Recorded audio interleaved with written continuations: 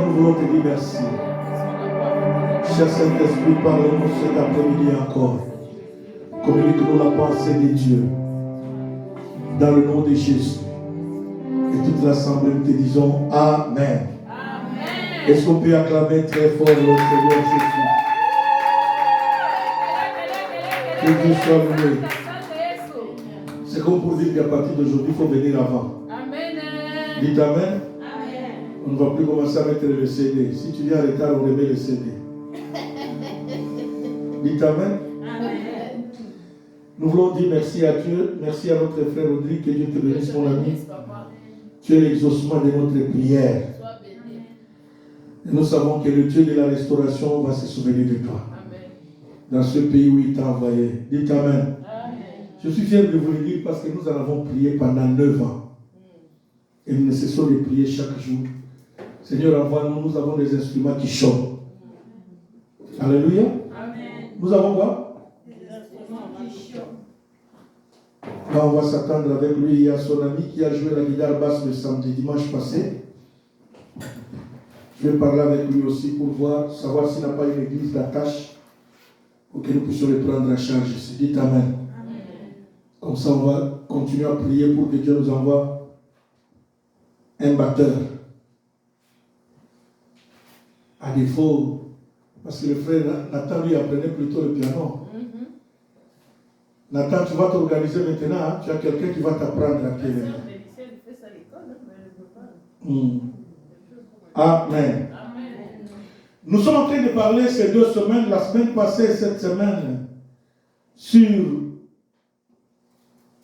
aplanir les montagnes par le sacrifice. Amen. Aplanir quoi? Par le sacrifice.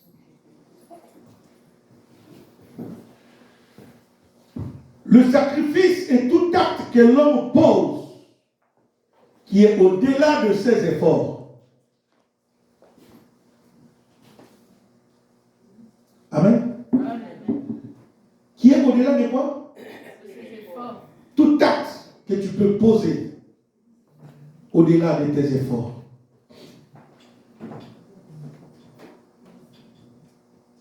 Et c'est très important que vous puissiez comprendre cela, que Dieu veut que cette année, bien-aimée, que tu ne puisses pas la terminer telle que tu as commencé. Et le thème que le Seigneur nous a donné, c'est qui es-tu quoi? Grande montagne devant Zorobabel. Et nous avons dit qui es-tu grande montagne devant ta vie? Devant moi, Néhémie Kabeya, et cette montagne sera quoi? Aplanie. Nous allons nous mettre debout pour faire la lecture de la parole de Dieu. Dans Luc chapitre 7, verset 1 à 10. Mets-toi debout avec ta Bible là où tu es, même si tu n'as pas de Bible. Nous allons faire la lecture. Après avoir achevé tous ces discours devant le peuple qui l'écoutait, Jésus entra dans Capernaum. Un centenier avait un serviteur auquel il était très attaché et qui s'est trouvé malade, sur le point de mourir. Ayant entendu parler de Jésus, il lui envoya quelques anciens des Juifs pour le prier de venir guérir son serviteur. Ils arrivèrent auprès de Jésus et lui adressèrent d'instant supplication, disant, il mérite que tu lui accordes cela, car il aime notre nation, et c'est lui qui a bâti notre synagogue. Jésus étant allé avec eux, n'était guère éloigné de la maison, quand le centenier envoya des amis pour lui dire, Seigneur, ne prends pas tant de peine, car je ne suis pas digne que tu entres sous mon toit. C'est aussi pour cela que je ne me suis pas cru digne d'aller en personne vers toi. Mais dis un mot, et mon serviteur sera guéri. Car moi qui suis soumis à des supérieurs, J'ai des soldats sous mes ordres. Et je dis, Alain, va. Et il va. À l'autre, viens. Et il vient. À mon serviteur, fais cela, il le fait. Lorsque Jésus entendit ces paroles, il admira le centenier et se tourna vers la foule qui le suivait et il dit, je vous l'ai dit, même en Israël, je n'ai pas trouvé une aussi grande foi. De retour à la maison, les gens envoyés par le centenier trouvèrent guérir le serviteur qui avait été malade. Parole du Seigneur. Veuillez vous asseoir, on acclame très fort le Seigneur.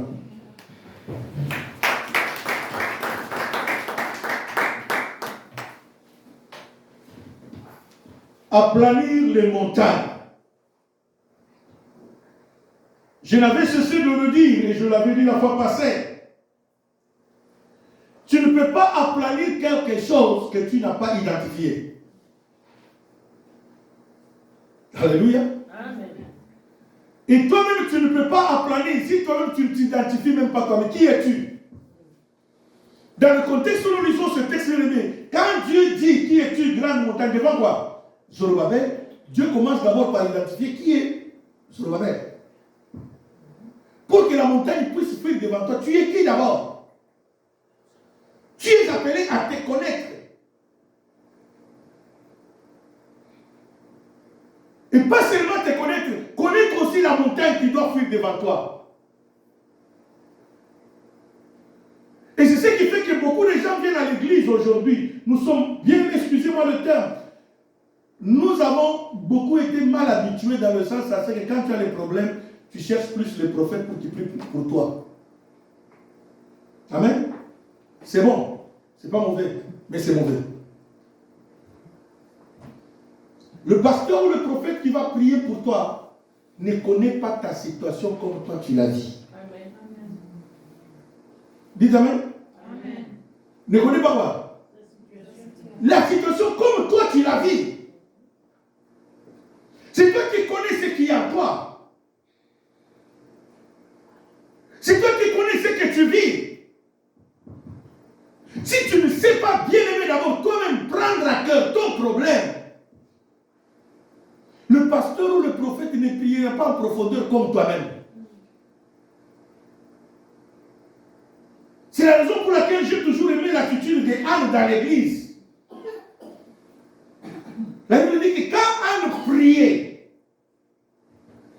même le sacrificateur qui était là dit, mais j'ai jamais vu une prière comme ça. C'est pour cela le sacrificateur a traité Anne de quoi? D'une femme perverse, soi-disant ivre. Il dit, jusqu'à quand seras-tu sur ton ivresse?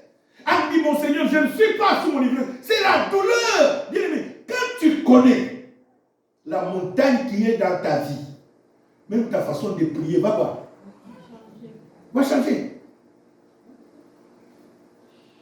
Ta façon de venir à l'église va quoi? Tu ne viendras pas à l'église comme si quelqu'un qu'on est en train de tirer des fausses. Non, tu comprendras ce que tu viens faire à l'église. Amen. Tu comprendras que la solution à mon problème, c'est à l'église. Si je ne vais pas à l'église, je n'aurai pas de solution. Alléluia.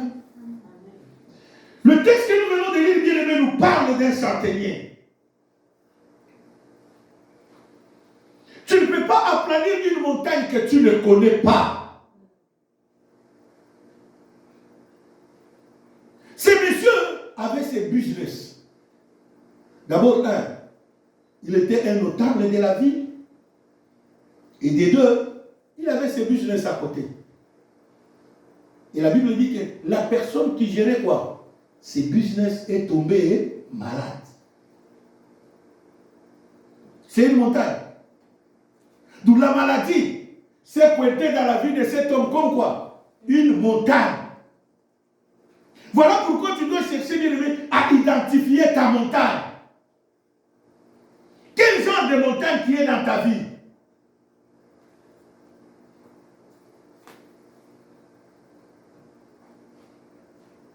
Et comme tous les orateurs qui sont passés, bien aimés, ils allons expliquer cela pour ceux qui prient avec nous en ligne.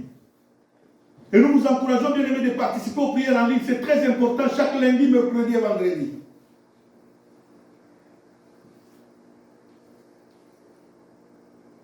Ils nous ont expliqué. Il y a des montagnes auxquelles Dieu lui-même va aplanir. Mais il y a des montagnes où Dieu veut que toi, tu aplanis. Dites Amen le plus fort. Amen. Il y a d'autres situations, bien aimées, dans ta vie. C'est par ta prière que tu vas changer cela. Mais des fois, nous sommes, je ne sais pas, piqués par quelle mouche aveuglée. À telle enseigne qui est bien aimée. Nous préférons plus donner de l'importance à ce qui n'est pas important. Quand c'est pour des rendez-vous dehors, nous sommes prêts à aller au rendez-vous n'importe quel moment, n'importe quand. J'ai toujours dit ici chez nous au Canada surtout. L'hiver est en train de voir. Et cet hiver s'annonce qu'il fera très froid. Hein, de la façon dont nous voyons les choses. Cet été, on n'a pas eu beaucoup de chaleur. Hein. On n'a pas eu beaucoup de canicules. On a eu 2 jours seulement. Hein, 2 ou 3 jours. Alléluia. C'est à l'hiver qu'on reconnaît qu'ils sont les véritables chrétiens. Ou quand il neige, hein, il sort, il monte aussi dans le bus. Ou dans la voiture. Il vient où? À l'église. Dites Amen le plus fort. Amen. Parce qu'en hiver aussi, il y a des fêtes de mariage. Hein. Mais les gens ne manquent jamais. Hein. C'est là qu'on voit qui est chrétien et qui n'est pas quoi. Quand c'est pour les fêtes, là, tu es prêt à faire des sacrifices.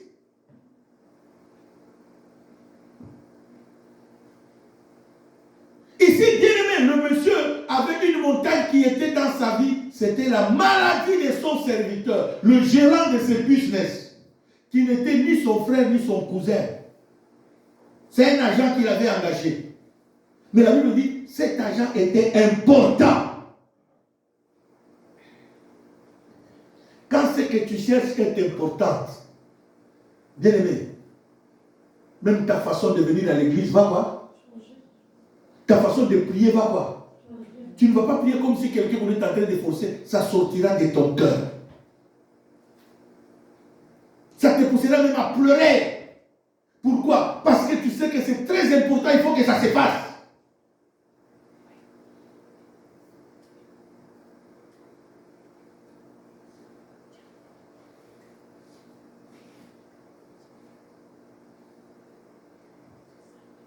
Et le sacrifice que cet homme a fait, ce que j'ai aimé dans cet homme, on ne donne même pas son nom, on donne plutôt son grade, centenier, qui veut dire chef de sang. Dites Amen. Amen. C'était un chef de l'armée, on peut l'appeler même général, qui avait un bataillon de 100. C'est pour cela qu'on les appelle centeniers. Tout malgré son grade là de général, il avait aussi quoi? Des problèmes. Ma soeur, mon frère, si tu ignores ton problème, personne ne priera mieux que toi-même. Voilà pourquoi la Bible dit, venez à moi vous tous qui êtes quoi? Fatigués et chargés. C'est toi-même qui dois te rendre compte que non, je suis fatigué de cette situation. C'est toi qui dois identifier la montagne. Et c'est toi qui dois chercher à ce que cette montagne soit aplanie. Le sacrifice que cet homme a fait, renoncer à son orgueil.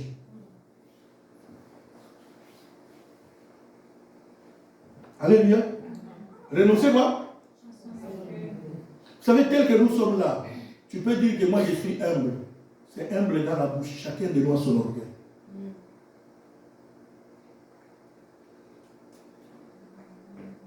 Dites Amen. Amen. Chacun de nous ici est orgueilleux de sa façon.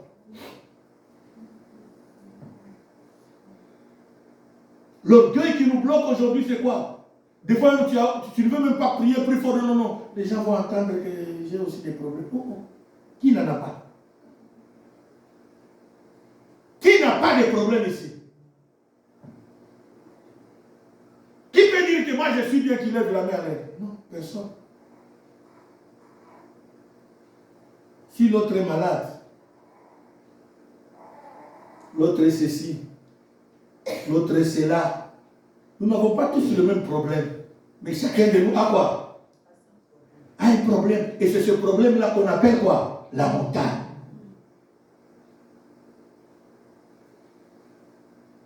Si tu ne renonces pas à ton orgueil, ma soeur, mon frère, rien ne va se passer.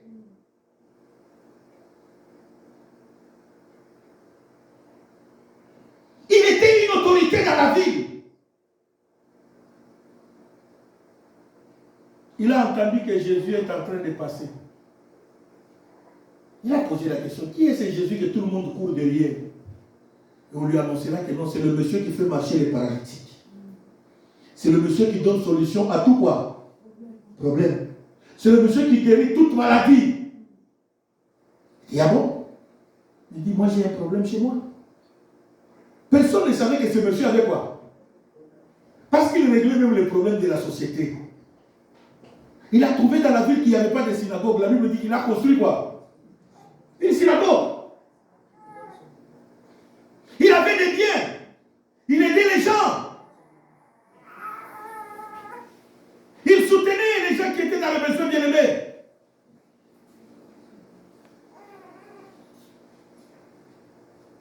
Mais il n'a pas regardé tout ça. Le problème c'est quoi? Il a regardé sa vie. Il a dit, j'ai un problème. Amen. Dites Amen plus fort. Amen. Qu'on le veuille ou pas, si ce monsieur n'est pas guéri, mon entreprise risque de quoi? De fermer. Que les gens le sachent ou pas, ce n'est pas mon problème. Il appelle les mêmes gens là de la ville. Il dit, venez m'aider. Il dit, bien aimé, aidez-moi. Il paraît que votre Jésus là guérit les malades. Moi, le gérant de mon entreprise, et quoi? Pouvez-vous dire à votre Jésus de quoi? De guérir. Bien aimé, il y a d'autres problèmes dans nos vies. Dieu nous demande de briser quoi? L'orgueil. C'est ainsi que des fois, Dieu permet que ton situation soit connue de tout le monde. Dites Amen. Amen. Que ton blocage soit connu quoi? Que ta maladie soit connue de quoi? Des fois, Dieu permet pour toi que les gens connaissent ça pour te briser quoi? L'orgueil. La Bible dit, hein, Dieu résiste aux orgueilleux, mais il fait grâce à qui? Aux hommes. Un orgueilleux, c'est quelqu'un qui ne reconnaît jamais. D'ailleurs, un orgueilleux, c'est un ingrat. Il n'a jamais été reconnaissant. Il croit que tout se fait par ses propres quoi? Par ses propres forces. C'est à cause de mon intelligence. C'est à cause de ça. C'est à cause de moi. C'est à cause... Non, bien aimé, ça ne se fait pas à cause de toi.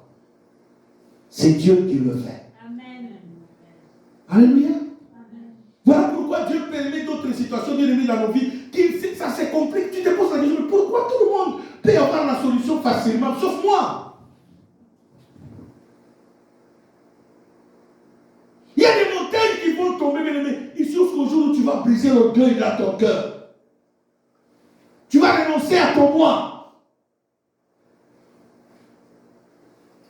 Même pour saluer les gens, tu es orgueilleux, tu ne veux même pas saluer les gens. Même pour sourire aux gens, tu ne veux pas sourire. Tu veux quoi alors? Que Dieu fasse un monde à toi. Dites Amen. Si Dieu voulait faire un monde à toi, il allait te faire un monde à toi. Les orgueilleux, bien-aimés dans le Seigneur, je ne sais pas pourquoi Dieu m'a donné ce message aujourd'hui, que nous puissions parler sur l'orgueil. Un orgueilleux, c'est quelqu'un qui croit que tout s'est fait par ses propres quoi. D'ailleurs, il peut vous dire même que dans cette église, sans moi, vous ne pouvez rien faire. Moi, je croyais qu'il nous avait dit que d'ailleurs, vous allez fermer. Dites Amen. Il croyait que c'est par ses offrandes qu'on payait quoi. Il est parti, mais nous continuons quoi. Même la Covid est venue, bien aimé, la Covid ne nous a pas avalé. La Covid a avalé même des grandes églises dans cette ville ici. Dites Amen. Nous sommes restés 3, 4 et 5. On a combattu, on a monté la montagne. On a dit à la montagne de la Covid à planer. La montagne de la Covid, c'est quoi? On est là, on existe. Dites Amen le plus fort.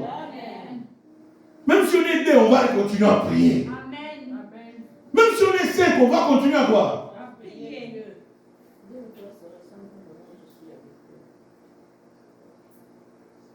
Quel genre de montagne qui est dans ta vie?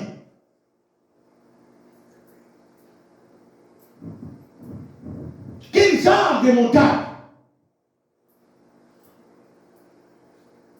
Quel genre de montagne? Le centenier bien-aimé a brisé son orgueil. Écoutez bien-aimé. Pas seulement, regardez où était son orgueil, où il pouvait s'attacher. La Bible dit, il a envoyé quoi? Les disciples. Pour aller demander à Jésus de venir quoi? Guérir. Et les disciples ont convaincu Jésus. Jésus a accepté de venir avec eux. Mais écoutez encore l'orgueil de ce monsieur. Comment il a brisé. Dieu voulait encore briser l'orgueil de cet homme. Jésus va entrer dans le chemin. Je ne sais pas qui a couru pour l'annoncer que Jésus est en train de quoi? De venir. Et il envoie encore d'autres personnes. Il dit, allez-y dire à Jésus. Si je ne suis pas venu moi-même, c'est parce que j'ai des dossiers lourds dans ma maison. Dites Amen. Il dit, je ne me suis pas trouvé digne. Il commence à faire la repentance, pas devant Jésus, hein, mais faire la repentance devant qui? Devant les petits peuples.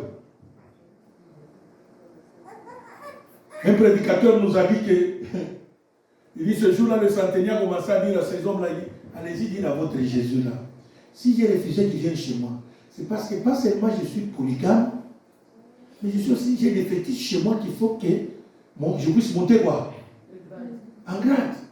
Donc, si Jésus vient chez moi, il va détruire les affaires qui sont chez moi.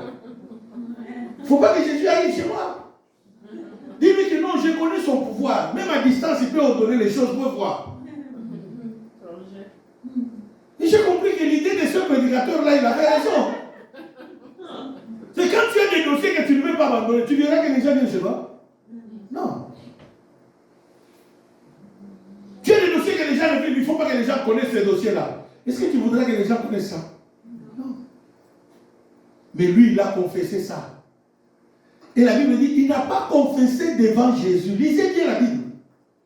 Il a recommandé les gens qui sont allés voir qui? C'est les gens qui sont dit, s'il vous plaît, Seigneur. Il a dit, hein, s'il n'est pas venu, c'est parce qu'il ne s'est pas senti qu'il est digne de venir te voir. Ou sa maison est indigne de te recevoir. Ne viens pas. Il y a des dégâts là. Donc Dieu a permis que tout le monde connaisse le dégât qui était quoi? Dans la maison et dans la vie de quoi? Du centenier.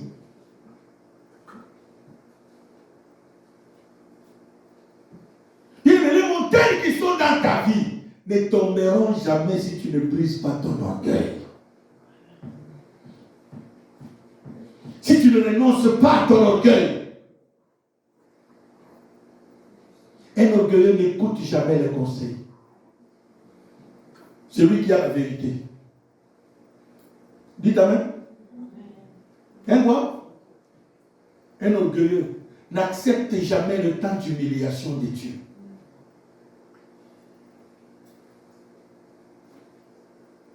Il y a d'autres choses bien aimées. C'est comme la Bible le dit. Hein. Dieu ne peut pas te donner. Il dit Dieu est fidèle envers ceux qui le sont quoi? Fidèles. Et la Bible ajoute, celui qui est fidèle dans les petites choses, Dieu va lui accorder quoi? Les grandes. Si dans les petites choses que Dieu te donne, tu n'es pas quoi? Reconnaissant. Est-ce que Dieu peut te donner les grandes? Non. Non.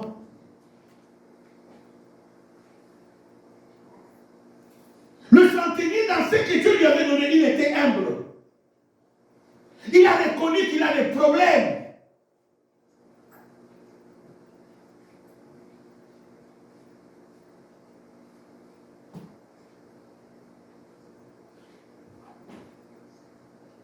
Je me rappelle un frère qui priait avec nous.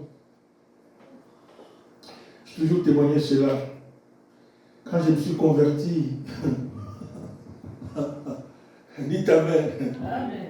Vous savez, quand je me suis converti, dès que j'ai connu Dieu, j'ai commencé à sentir l'amour de Dieu dans ma vie bien-aimée. J'ai voulu récupérer tout le temps que j'ai perdu. Alors pour combattre tout ça, le diable s'était organisé dans le sens à ce que si je quitte le travail, je passe à la maison, bien aimé, la fatigue me prend. Je ne vais pas aller où? À l'église. Et quand j'ai découvert, c'est là où on nous a prêché sur l'autorité du croyant, comment combattre les pièges que le diable nous met sur le chemin de du salut. Et j'ai compris cela, j'ai dit non, avec saleté ou pas, d'abord je vais à l'église, le reste je vais régler quoi? Après. Et moi, quand je me suis converti, on m'a appris que les gens qui s'assoient derrière, c'est à la porte des rois. Des sorties, ils sont faciles à sortir. Et moi, je venais toujours, je m'asseyais devant. Ce frère-là qui priait avec nous, c'était un directeur à la GECAMI. Je ne savais pas, c'est lui-même qui me l'a confessé un jour. Dites Amen. Amen. Quelques années plus tard, je suis venu m'installer à Kinshasa. Je suis parti à l'Ekassi. Un jour, il m'a accueilli chez lui pour aller manger. On est allé manger chez lui. Et il a commencé à me faire son témoignage. Il dit, petit, tu sais, un jour, j'ai menacé le protocole. À cause de toi. J'ai dit, ah bon? Il dit, mais, j'ai dit, protocole. Ce garçon vous a payé quoi? Pour que chaque jour, quand il vient à la prière, vous le mettez. Parce que lui aussi aimait s'asseoir quoi? Devant. Donc, comme il aimait s'asseoir quoi? Devant. Moi aussi, j'aimais m'asseoir quoi? Devant pour être concentré, écouter la parole. Donc, on nous mettait toujours quoi? Côte à côte. Alors, lui, il était indisposé de la tenue de travail que j'avais, moi, qui puait l'odeur de l'usine où j'ai travaillé à la GECAMI. Alors, il a attaqué le protocole. Il dit, mais, Afutayo Nini, pourquoi il y a un hôtel en Naïra, la Mikolonio, se fait bien Naga? Dites Amen le plus fort. Amen. Et ce jour-là, il me regarde et dit, Kabea, qui savait que Dieu pouvait t'amener là où tu t'es amené aujourd'hui? Et même quand il vient au Canada, dès l'aéroport, il m'appelle, il me cherche. Homme de Dieu, tu es où? J'ai dit, je suis là. Entre serviteurs de Dieu.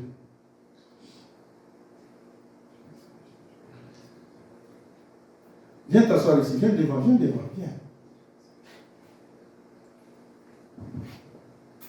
Eh bien, je vous dis, ce papa aujourd'hui, il est devenu mon ami. Dites Amen le plus fort. Amen. Il est devenu quoi? Et deux fois, quand je vais à Lubumbashi, il est pasteur assistant d'une église. Au golf là-bas. Dernièrement, quand j'étais à Lubumbashi, il a dit à son pasteur, non, tu dois recevoir le bishop Néhémie. Et je suis allé prêcher là-bas. Quand il me regarde, toujours il crie, il dit, waouh, tu es resté quoi? Qui pouvait savoir que le monsieur qui s'asseyait à l'Antiacide dans votre Dieu pouvait l'amener là où il a amené. Dites Amen le plus fort. Amen. Il y a des choses auxquelles Dieu fait. Nous sommes appelés à renoncer à notre quoi? Orgueil. Amen. Si tu ne renonces pas à ton orgueil, il y a des choses que tu ne recevras jamais.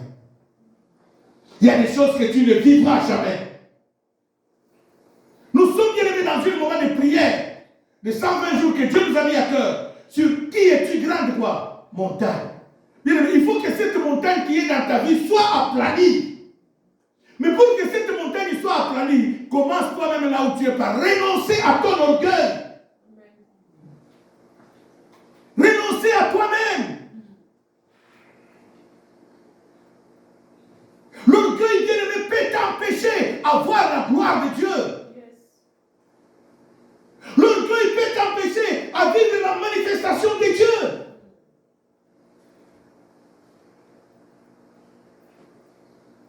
Alléluia. Amen. Je me rappelle une fois, j'étais sur le bateau. À cette époque, je traversais beaucoup Brazzaville. Comme je partais à Brazza, je vais à Brazza, je partais pratiquement chaque vendredi ou chaque samedi. Parce que dimanche, je devais prêcher, lundi, je devais prêcher, mardi, je devais prêcher. Je revenais à Kinshasa que mercredi. J'embarque sur le grand bateau de l'Onatra.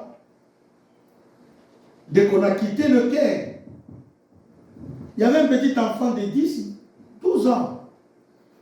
Et puis il n'était même pas de grande taille, il était de petite taille. Cet enfant était assis avec nous ensemble là dans le bateau. Et quand il est monté dans le bateau, tout le monde criait sur cet enfant. Évangéliste, évangéliste. Même moi j'étais étonné. Ce petit-là, évangéliste, il avait son Nouveau Testament de Gédéon. Dites Amen. Amen. Vous connaissez ce petit Nouveau Testament, non? Bleu. Oui. C'était ça. Cet enfant est monté dans le bateau. Dès que le bateau a quitté le quai, il a commencé à naviguer, ce garçon s'est mis debout. Alléluia. Tout le monde a prié. Amen. Fermez les yeux, on va prier. Nous avons fermé les yeux, il a prié. Et après quoi, il a ouvert sa Bible, il a commencé à prêcher. Pendant qu'on naviguait quoi? On traversait. Dites Amen le plus fort. Amen. Pour vous dire que bien aimé,